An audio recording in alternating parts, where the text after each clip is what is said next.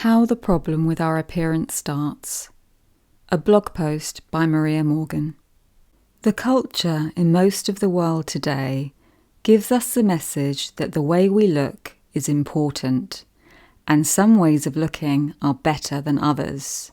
Most of us grow up receiving these messages, either explicitly or implicitly. We may be criticised by people around us for the way we look, or told we should try to change the way we look. Alternatively, we may get praised for the way we look. We receive these messages from a multitude of sources. We may see our parents or caregivers taking great pains to try to change or maintain the way they look, and get the impression that that's a necessary part of life, something we have to do, like paying our bills. We may overhear people bemoaning weight gain or expressing jealousy about the way someone else looks. We may watch films or TV programs in which the hero or heroine always tend to have certain physical characteristics, and assume that you need to look like that in order to be popular, interesting, or successful in life. We may see people being ridiculed or bullied online for the way they look. We hear these messages repeated so often that they just seem like truth. After all, why would everyone propagate these messages if they weren't true? And so we get sucked into the false notion that there are objective standards to determine whether people look good or not. We begin to measure ourselves and our peers against these standards. An appearance hierarchy is formed in our minds that reflects the messages we have received from the world around us. And we want to be near the top if we can. And who can blame us? Being at the top means being lovable, attractive, desirable, self-controlled, worthy. And being at the bottom means being disgusting and unimportant. So when we fail to live up to how we think we should look, we feel terrible because our worth is on the line.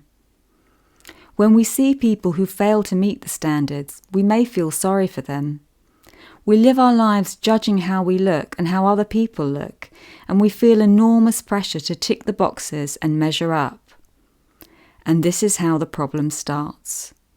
It's a process of being brainwashed our whole lives until there seems like there's really no reality beyond the one our minds have bought into. We're trapped in an endless cycle of trying to improve or maintain the way we look. Or in desperation, we give up trying and resign ourselves to feelings of inferiority and unworthiness. All these negative, pressured thoughts take their toll and rob us of a lot of enjoyment of life. The extent to which we're impacted varies, but most people view people's appearance through the filter of this conditioning. Fortunately, once we realise that the beliefs we've been buying into aren't true, there's a permanent way out of this suffering. Conclusion.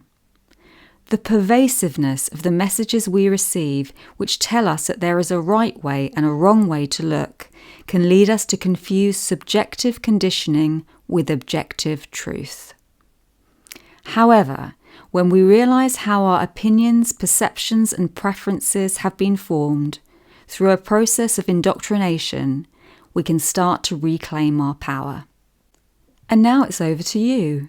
What do you think? What are the messages you've received throughout your life about how people are supposed to look? Where did you get your ideas about beauty from? Parents? Relatives? Teachers?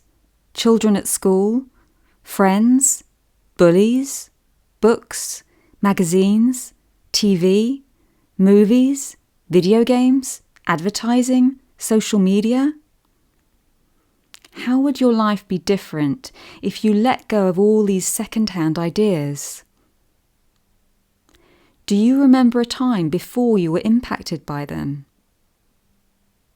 How did these messages influence how you think and feel about your body?